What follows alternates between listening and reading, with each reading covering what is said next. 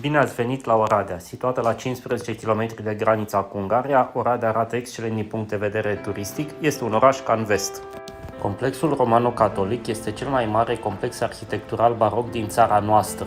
Domeniul include Palatul Episcopal în formă literei U și Catedrala Romano-Catolică, iar șirul canonicilor, un coridor de 250 de metri lungime compus din 57 de arcade și care unește 10 clădiri, întregește acest ansamblu.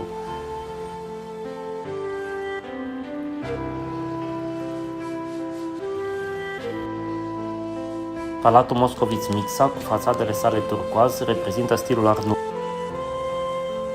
În lungul străzii Republice este zona wow a orașului, plină de palate și castele.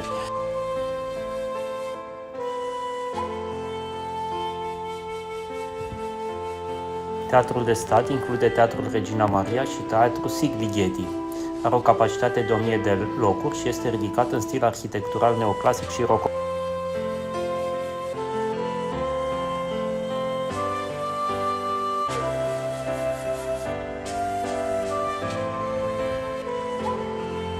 Turnul primăriei găzduiește un muzeu și un ceas vechi de turn. Acestea se pot vizita.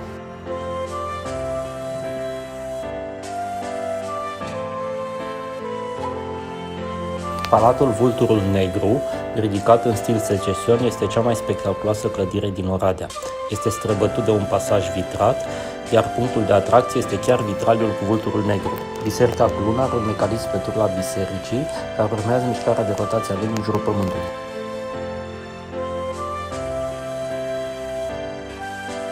Un must-see este cetatea Oradea. Prima construcție a fost ridicată în secolul XI. În secolul XVII, principele Transilvaniei Gabriel Bethlen construiește în incinta cetății un palat cu 5 turnuri în colțuri după forma zidului bastionar.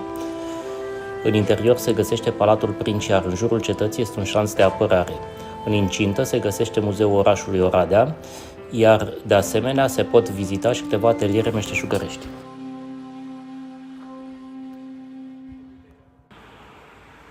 Oradea este indiscutabil în top destinații turistice din România. Vizitați cu încredere Oradea!